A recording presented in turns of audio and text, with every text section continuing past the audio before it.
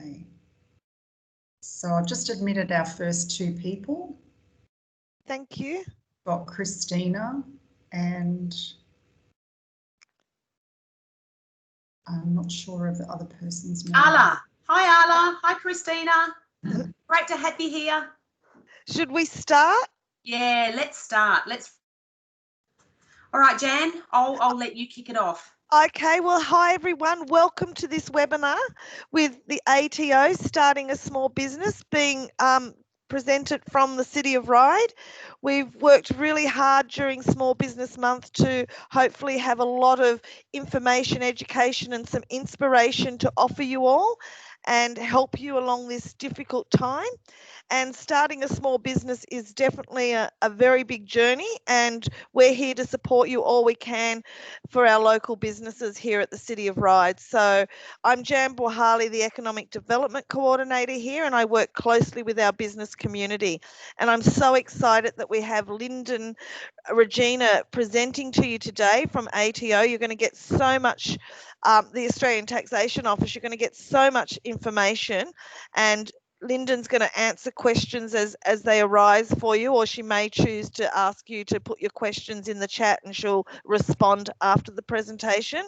But without further ado, I welcome Lyndon. Thank you, Lyndon.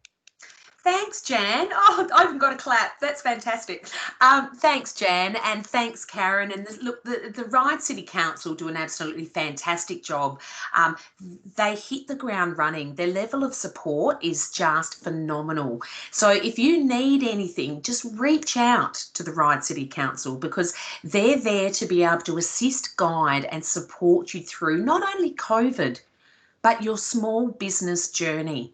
So today's session is starting a small business. So firstly, I'd like to respectfully acknowledge the traditional owners and custodians of country throughout Australia and their continuing connection to land, waters and the community. Look, I'd like to pay my respects to them, their cultures, elders, past and present. Now look, throughout today's session there's just a couple little housekeeping bits. So we just ask that you stay on mute, and because the session's being recorded, probably best that you keep your webcam off, unless you want to go viral all over the world, because the whole world knows about Ryde City Council and all the exciting things that they're up to. So that's the first thing. The second thing is I can't give you specific advice in this type of forum. However, I certainly can give you general advice. Now, one thing that usually happens during these types of forums is that we come to them, we listen to them, we engage with them, but we forget to ask our questions. And that's nature, that's normal. So look, what I'm going to do is to put my email address into the chat box now. So don't hesitate, record that email address, take it down. And if you walk away from today and you think, oh, I'd just really like to ask a question, you know what? I've just given you the front door key to the Australian Taxation Office. So come on down via that email address and I'll be more than happy to get your questions answered. All right, so throughout the session, we're going to run through quite a bit of information, but foremostly, I'd like you to feel comfortable to be able to ask your questions. No question is a silly question. You know why I can say that? You know why I can afford to say that? Is because I've asked them all. I'm not one to be backwards and coming forwards. I'll always put my hand up and I'll always ask the question, because at the end of the day, you want to walk away from this session feeling really with information, because information and confidence is what's going to get your small business off the ground. All right, so look, today we're going to talk business versus hobby. What's the difference? I'll get you across that, don't you worry. We're going to talk business structures and registrations, and I will take your questions all the way through the session. I usually keep one eye on the chat box and one eye on the presentation. So today we're going to chat about, do I have a hobby or am I in business? What's the difference? I'm going to draw a nice clean line in the sand between business and hobby. We're going to talk about registering for an Australian business number, which is an ABN number. We'll talk about what business structures there are. And we're also going to talk about business registrations. What do you need to be in business? And trust me, I have run into so many people who literally wake up one day and they go, yeah, I'm going to start a business. So they go and register for an ABN, they register for GST, they register for pay-as-you-go withholding, they register for pay. In, you know, sort of 4 months' time, they start getting activity statements in the mail. And then they think, oh, I don't know what that is. And they throw. And then the ATO sends a letter saying, why haven't you lodged?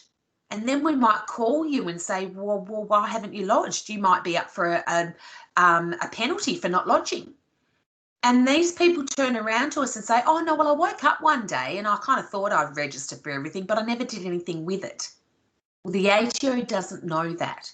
So this is why it's really important that you're attending right here, right now to learn what you need to do, because the key to small business and starting a small business is starting small, step by step. You know, gain that comfortability around what your small business is all about. My biggest saying, and call it a country saying because I'm back from WA, but don't get too big too quick, okay? That's the key. Little baby steps, one in front of the other. And then once you get to the end of your first year in business, you're able to look back at your business. And you need to be able to look back in business to be able to forecast forward in business. All right, so look, let's look at an example. This is Eddie. Eddie loves to bushwalk. So Eddie's often seen around Coringa, he's often seen up in the Blue Mountains. He loves all the grade 1 to 5 trails, and he just does it just as he likes to do it. He's not committed at all. So it's basically just between his family and his friends. So Eddie occasionally goes out on a Saturday morning. He might go out on a Sunday afternoon. Look, it all depends on weather and, you know, those sort of circumstances surrounding what he feels like doing. So, you know, he sort of takes 2 and 3 people out here and there, doesn't expect to get paid. Sometimes some people want to pay him, but I'll talk to you more about that in a minute. So because he doesn't have any intention to make a profit, it's sounding like he's still got a hobby. Plus, he's got a full-time youth working job. So he works Monday to Friday as a youth worker. So this literally just is a beautiful hobby that he loves doing. Sometimes does it on a Saturday, sometimes does it on a Sunday, some weekends doesn't do it at all because it absolutely pours cats and dogs down here in Sydney. Size and scale. So Eddie's just a one-man band.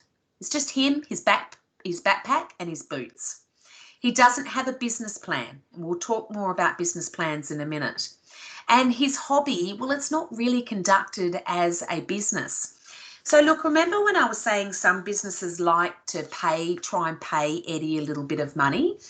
So when businesses do voluntarily pay Eddie for his services, they may request an Australian business. Now, a business does this because when they pay for a service, they can in turn claim a tax deduction. So if they don't quote, or if Eddie doesn't quote an Australian business number, the person paying him can actually withhold 47% of that payment for tax purposes. So that actually means that Eddie doesn't get 47% of his payment. However, in Eddie's situation, he doesn't have a need for an Australian business number because he's not running a business. He still wants to get paid of all of what's being offered, but he wants to try and do the right thing. Form called a statement by a supplier. Now this gives and he gives obviously this to the business that's going to pay him, and by filling out this form, it means the business he's supplying doesn't have to withhold any amount of money from his payment. Eddie gets the full payment. So Eddie gets the full payment. The person paying him may get a deduction for paying him. It's a win-win situation. So Eddie actually fills out this box and this box. So have a think about that if you're still a hobby. All right, so it's 12 months down the track.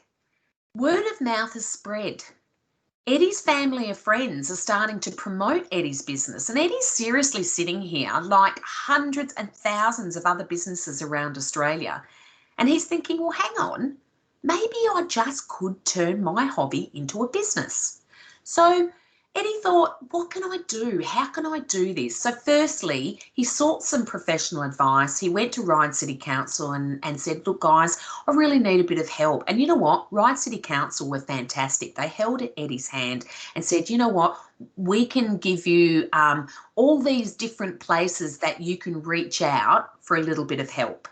And so this is what got Eddie started. So if it wasn't for Ryde City Council, Eddie would have never have embarked on thinking of changing a hobby into his small business. So through the advice that he received from Ryde City Council's associates, Eddie started up a website. And he thought, yeah, that's all right. I'll put the registration link on there. And he started to get a lot of people registering for his bushwalks. Eddie then started to think, you know what? It's all very well, you know, him being fit and you know, used to bushwalking. What about those people that have never been into the bush? What about those people who, you know, may have some incapacity to do these types of walks, but still want to kind of have a try?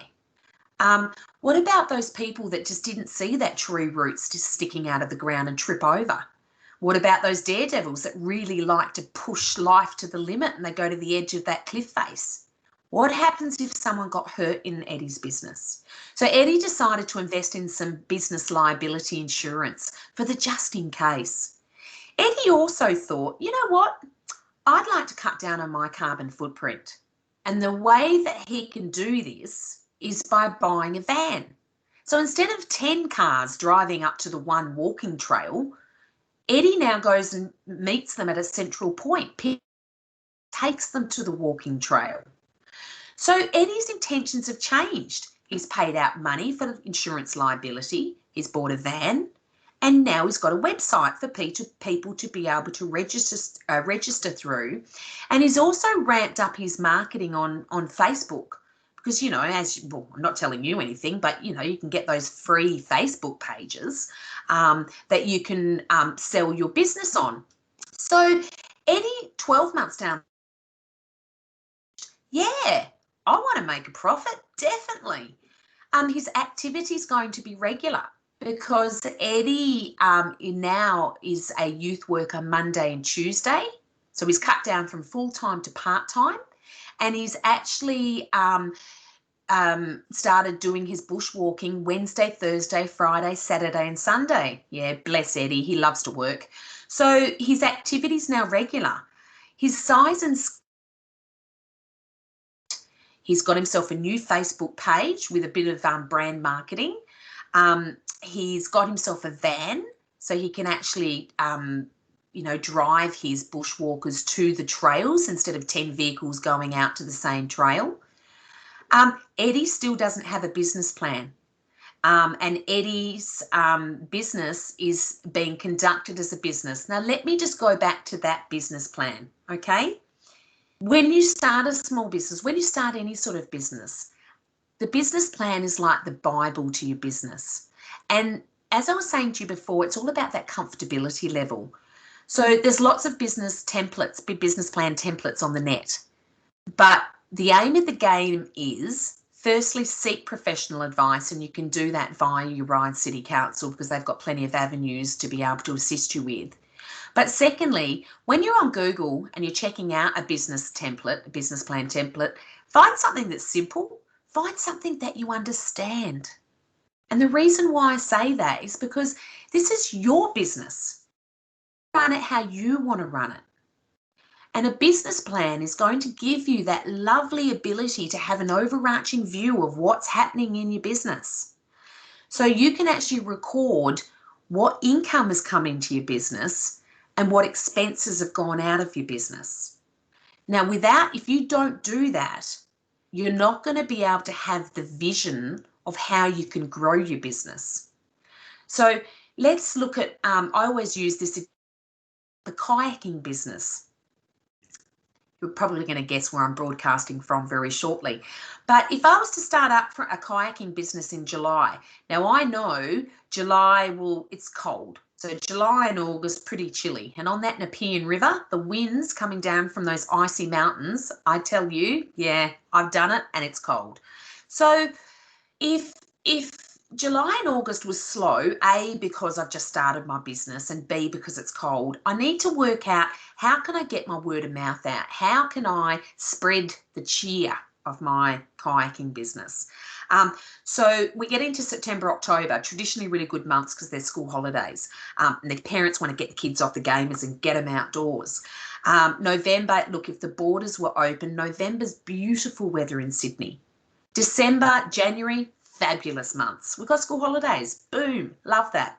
February, the weather's still gorgeous here and it's usually quite humid, so people want to be on the water. March and April, you usually have Easter fall between the 26th of March and the 14th of April, plus you've got school holidays. May, traditionally quite lovely weather up until about the 20th of May. After the 20th of May and into June, she's starting to cool down.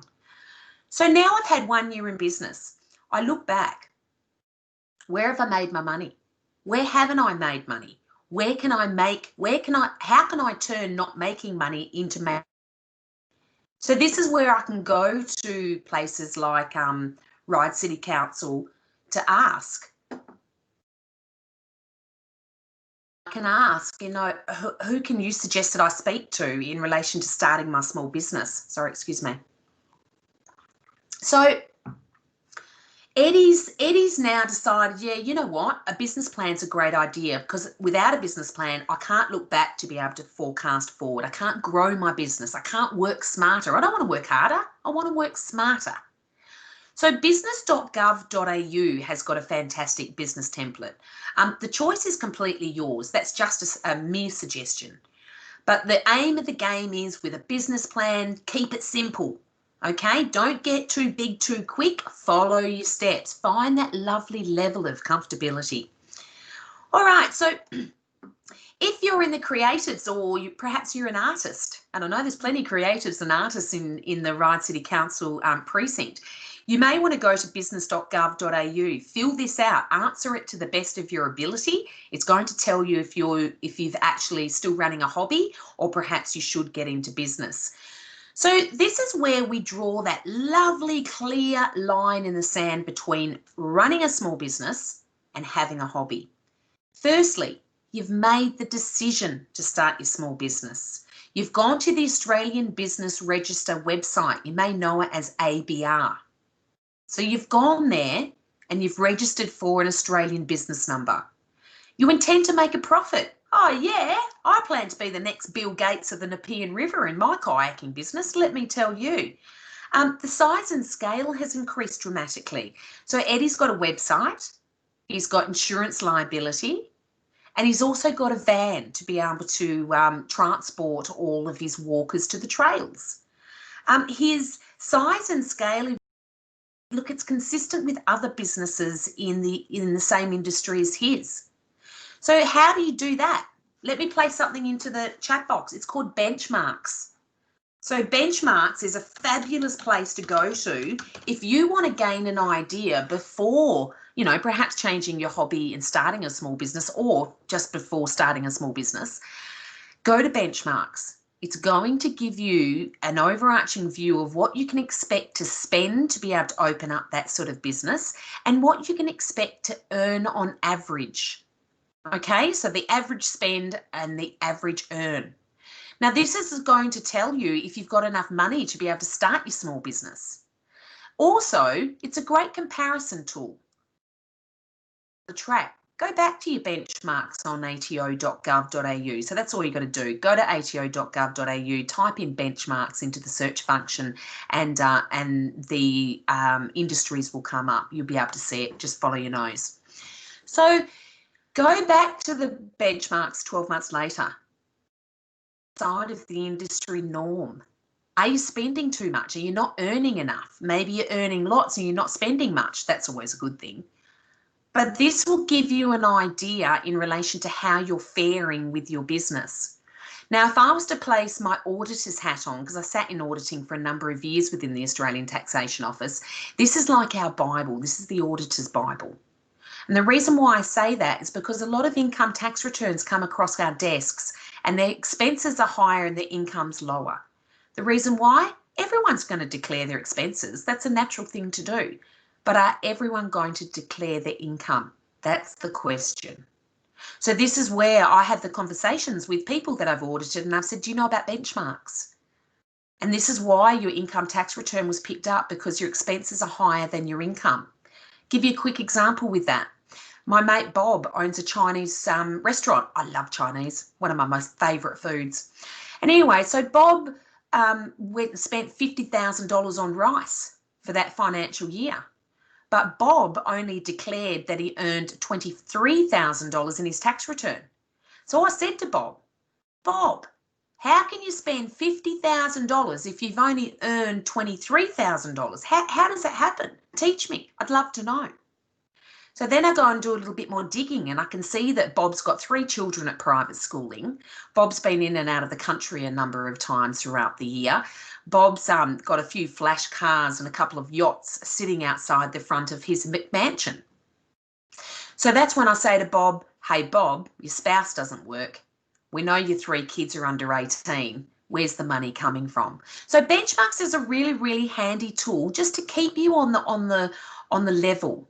Okay, to keep you focused, give you a bit of hunger to be able to strive towards the average income, and obviously give you a bit of an idea of how you can cut down your expenses as well. Okay, so let's talk structures. There's only types of structures, okay?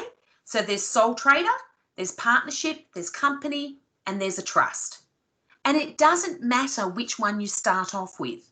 But just a little bit of humble advice. Start small. You want low cost and you want low complexity. Okay? So as you can see, the scale grows. It means the cost to register for each of these entities increases. The amount of paperwork that you need to lodge to be able to meet your taxation and superannuation obligations is more. And obviously, you know, all your supplier needs, your client needs. So have a think. Before you get into small business, what's going to best suit you? And just say you did start with a company, okay? And then 12 months down the track, you think, you know what, it's not quite for me. Maybe you might go back to being a sole trader because the simplicity of it suits you. And then from there, you might meet the love of your life. Hey, who knows? So if you met the love of your life, you might want to stop being a sole trader and head into a partnership. You can go any way you want to go, okay? The options are completely up to you. So the types of business registrations, you need, you need to register for an ABN number.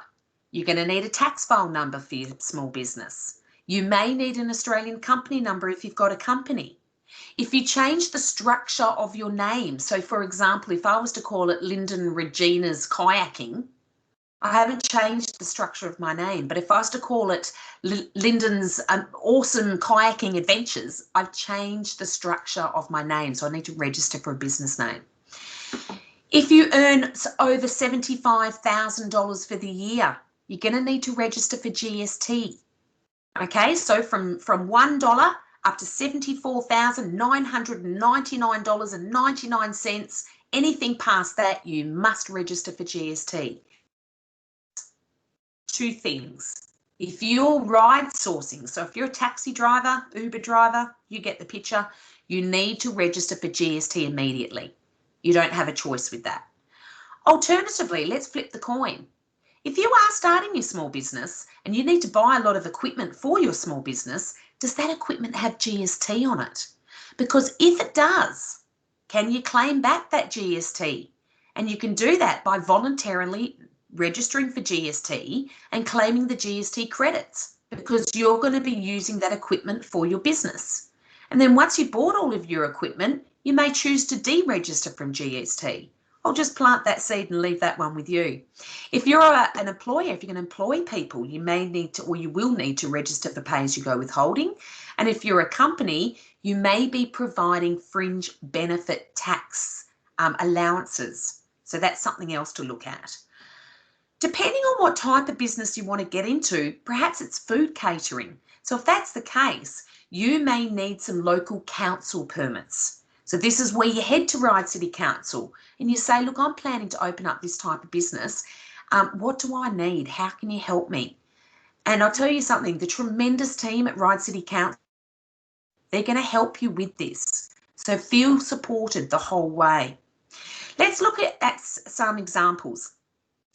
So Maggie's real name is Margaret Smith, and Maggie's a mechanic, and she decided to open up a mechanic business. So she's got 2 employees, and she plans to make more than $95,000 for the year. So because Maggie changed the legal structure of her name, she's needed to register for a business name. She's also needed to register for an ABN number, okay, an Australian business number. And you can go to the ABR site to be able to register for an Australian business number. Maggie's going to use her own tax file number because she's a sole trader. Sole traders use their own tax file number. You don't need to apply for another one. Because Maggie's going to earn over $75,000 for the year, she's going to register for GST. Now let's talk pay-as-you-go instalments. So Maggie's smart. Maggie doesn't want a tax bill at the end of the year. Now let me just stop there. 60% of small businesses fail in the first 3 years, usually because of 2 things. The first thing, bad record keeping. Can't see what's coming into the business, can't see what's going out of the business. What does that mean? Can't see how much I'm earning and how much I'm spending. So the other second thing is debt. And this is where pay-as-you-go instalments come into it. So traditionally in small business, you know, you've got the intentions to do the away your taxes for all the dollars that you're earning, but sometimes business and life gets in the way. And as I say, we have good intentions, but come tax time, we go and lodge our tax return and boom, we've got a big tax debt. It's very, very difficult to move into your second year of business with a massive tax debt hanging over your head. Please don't go down that path. It's painful. That's why we see 60% of small businesses fail in the first 3 years. Don't you let yourself be one of them. So pay-as-you-go instalments, we're going to have a conversation with you. You're going to call us or contact us and you're going to say, I'd like to get in the system. You can even do it on the business portal. And if you're a sole trader, you can do this via MyGov. So you can register for pay-as-you-go instalments. Tell us how much you reckon you think you're going to earn for the financial year. We're then going to work out your tax. We're going to divide your tax by 4 quarters. We're going to send you an activity statement once a quarter. And we're going to say to you, you're going to need to pay this to be able to meet your end of year taxation obligations. Now take my kayaking business as an example. 6 months of the year, I'm going to earn great money. The other 6 months of the year, I'm probably not going to earn great money because of, you know, it's seasonal. So this is where in the 6 months that I don't earn my money, I can vary my pay-as-you-go instalment to 0 because I'm not earning any money. But in the other 6 months of the financial year, that's where I'm earning my money. So that's where I'm going to vary my pay-as-you-go instalments upwards, and I'm going to pay all my tax that's going to be due when I lodge my tax return. I'm going to pay that in those 6 months, in the second 6 months. So when I actually go and lodge my tax return, I'm not going to have a tax debt because I've already paid my tax. Pay-as-you-go instalments is pre-paying your tax. Takes away that headache. Have a think about it. I'll leave that one with you. So Maggie, because she employs people, she registers for pay-as-you-go withholding and she enrolls, she goes to ato.gov.au and she types the words single touch payroll into the search function. Now what comes up is software that you legally now must use if you're paying people.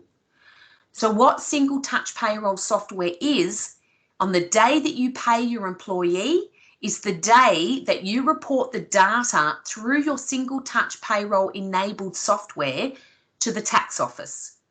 So gone are the days of payment summaries and annual payment summary reports, or you might know it as a group certificate. Gone are those days, gone. We now got your data on the day that you pay your employee to the tax office. We've already got that data. So this is all part of the black economy.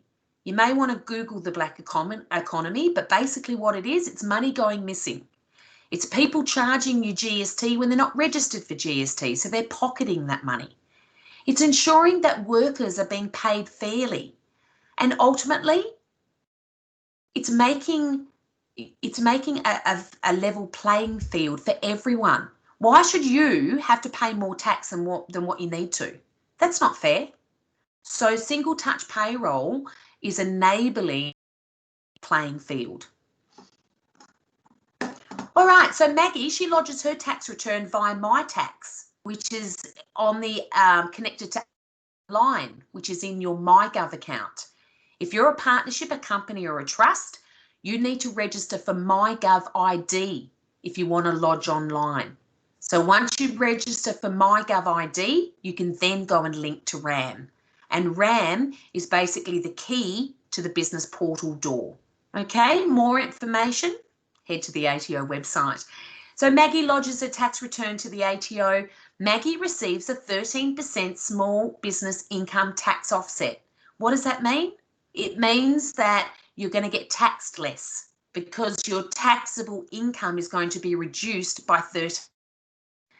So Maggie's costs and complexities are pretty simple. She lodges one tax return, she uses her own tax file number, and she lodges those 4 activity statements for the year.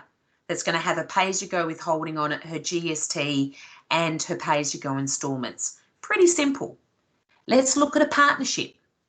So Ashley and Kevin, they've got a furniture shop, and they love making furniture. They love working with wood. I totally understand where they're coming from because I do too. So Ashley and Kevin don't have any employees, and they expect to earn $85,000 for the year. So Ashley and Kevin, they need to register Australian business number. They need to get another tax file number for the partnership. So Ashley's got a tax file number, Kevin's got a tax file number, partnership has also got its own tax file number. Because they changed the legal structure of their name, they needed to get a business name. Because they earn over $75,000 for the year, they needed to register for goods and services tax. Ashley and Kevin are smart. They don't want a tax bill at the end of the year. Kudos to Ashley and Kevin.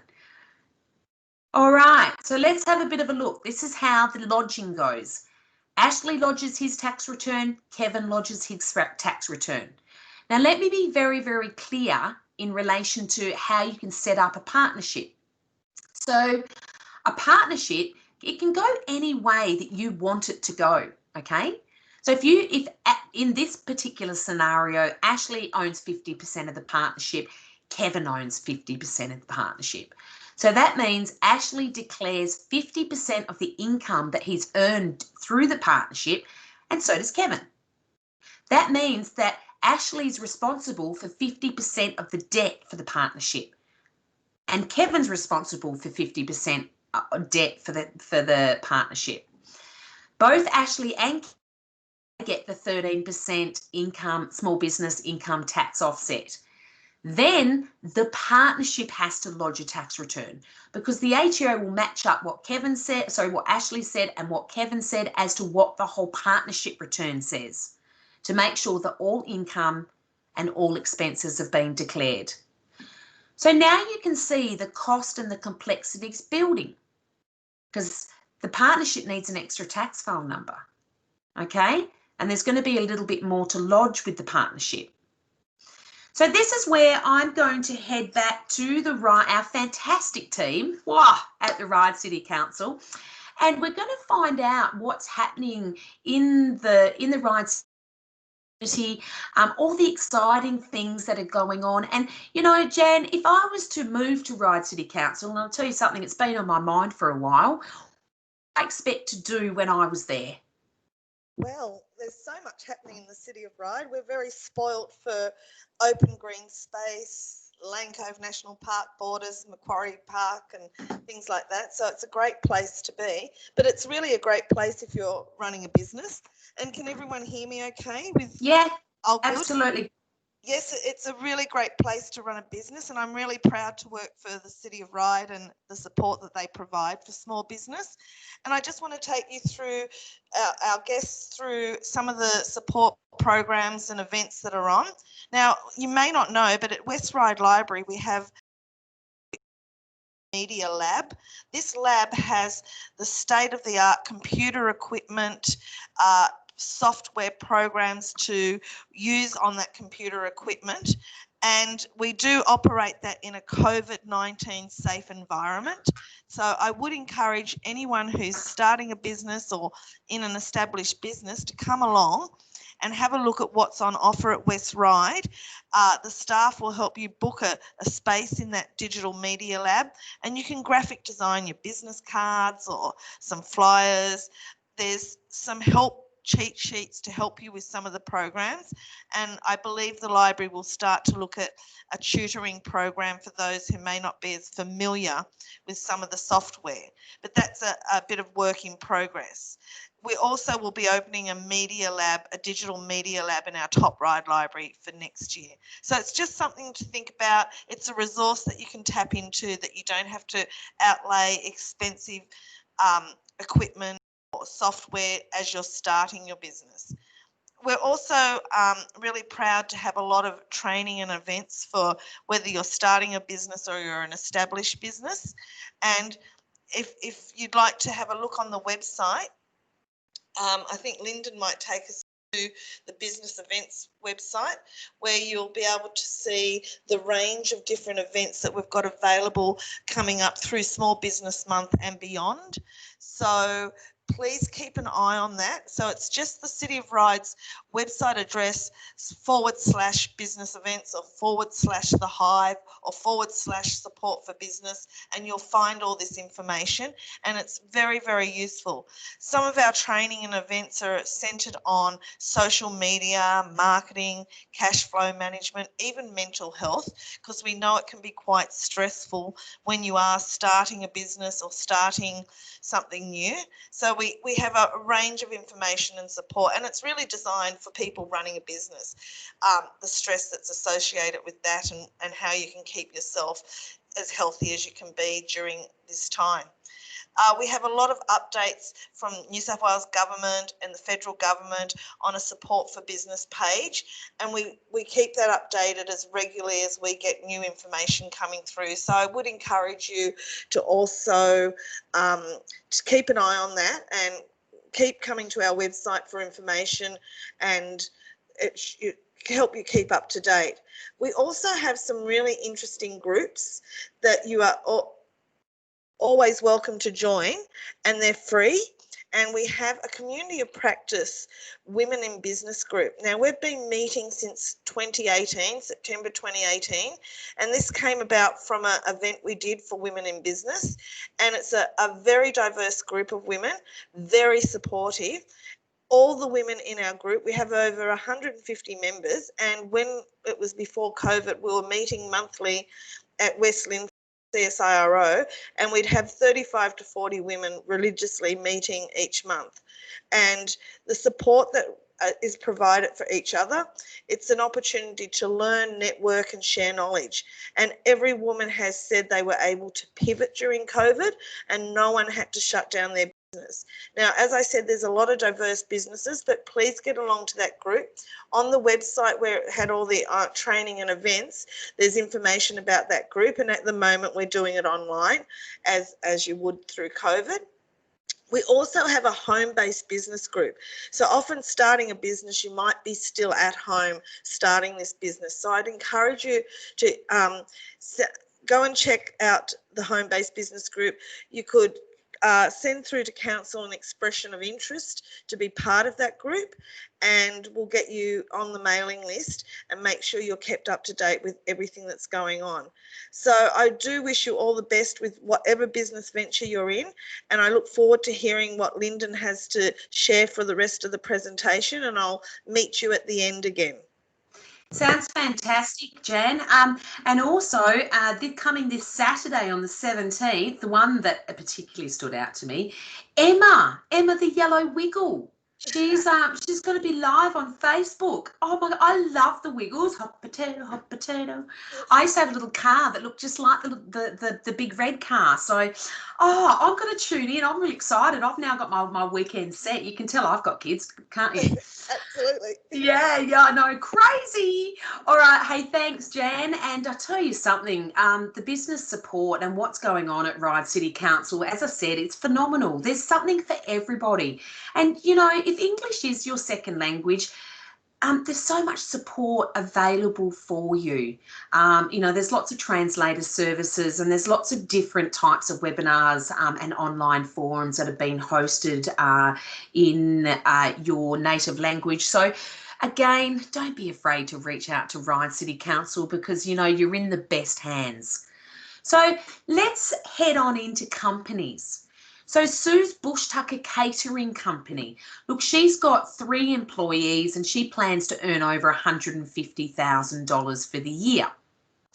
So Sue, for running a company, she needs to get an Australian company number and she would do that through ASIC. Okay. And she obviously, because she's changed the legal structure of her name, she needs to get a business name. She also needs to apply for an Australian business number and the company needs its own tax file number. Now, because she's earning over $75,000, yep, you got it. She needs to register for GST. She's got employees, so she's got to register for pay-as-you-go withholding.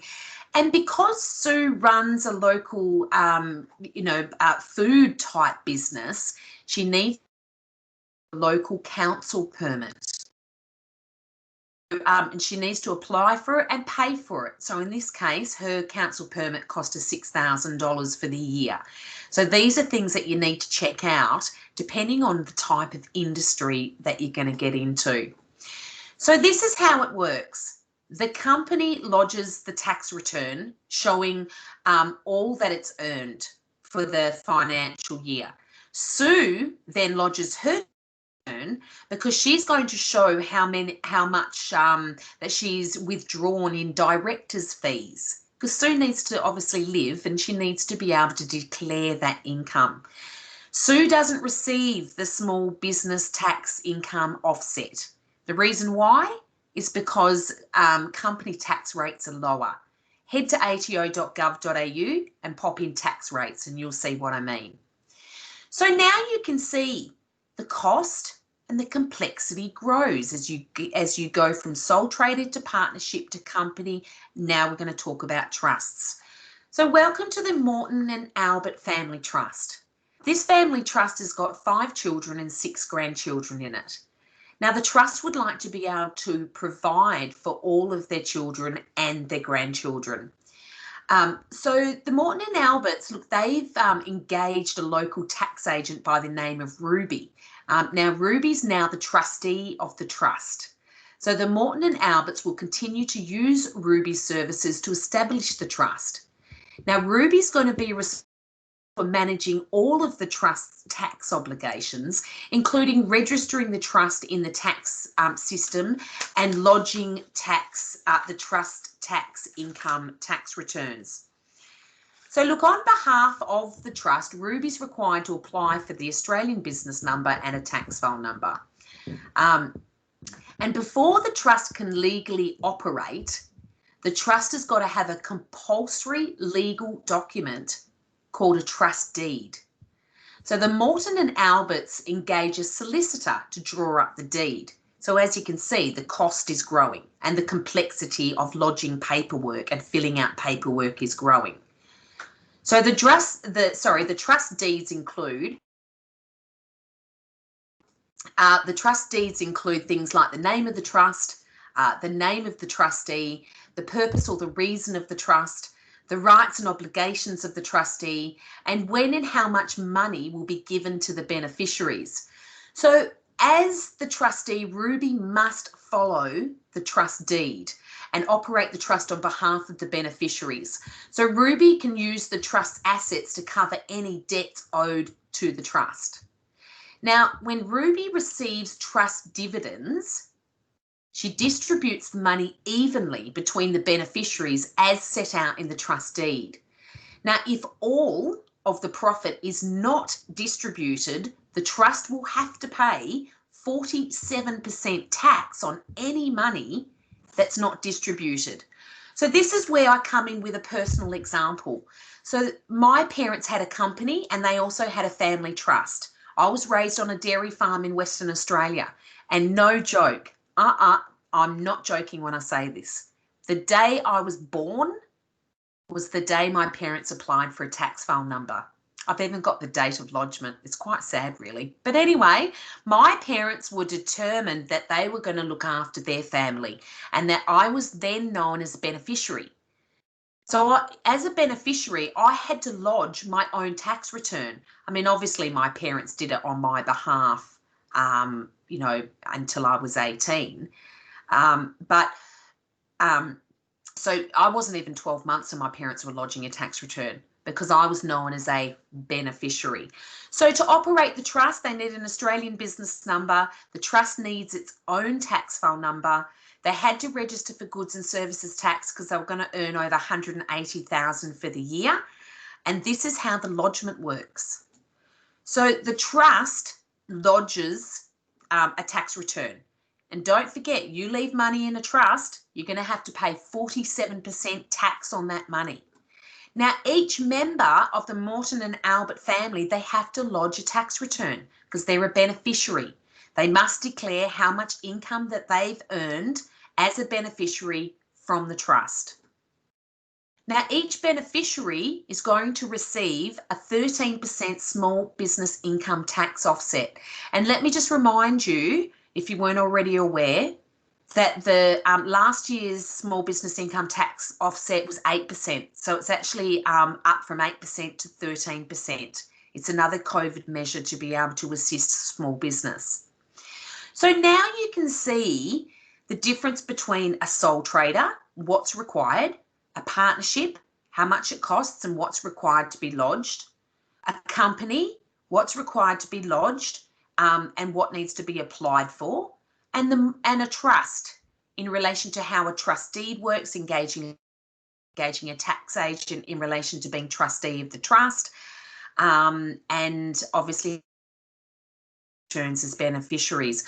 So this is why we highlight and we encourage that you seek professional advice. So head to your Ryde City Council, ask them, where can you, how can you help me? Who can you send me on to get a little bit of assistance in this space? And again, my email address into the chat box, just in case you missed that. Just picking that up now and popping it back in. So don't hesitate to contact me with any of those tax questions because I'm more than happy to answer them. That's why you pay your taxes. So you can pay people like me to be able to educate you. Win-win, really, isn't it? All right, so look, let's keep going. So if you want to have a full vision of what's going to be required to be able to run your small business, head here. Head to business.gov.au, but head to Abilis. Abilis is going to ask you some very simple questions. It's going to ask you in relation to how you're running your business, what type of small business it is, and it's going to tell you what local council permits, state council permits, federal obligations that you're going to need to meet. So what are you going to do next? Well, have a cuppa and have a bit of a think would probably be the first thing. But the second thing is Google a business plan. Have a look at a business plan. And if I've helped you with sending you to business.gov.au, I'd be really, really happy to hear that. But just remember, don't get into something that you don't understand. You want that lovely comfortability with your small business. Okay, you want to feel good and positive about making those steps, through your small business journey. This is your business and you want to work smarter, not harder. So during this webinar, we've drawn that lovely clean line in the sand in relation to, do I have a hobby? Or perhaps, maybe I am getting into small business. And the differences between a hobby and a business. We've talked about business structures, the cost and the complexity. We've talked about registering for an Australian business number and how you do that through the Australian Business Register.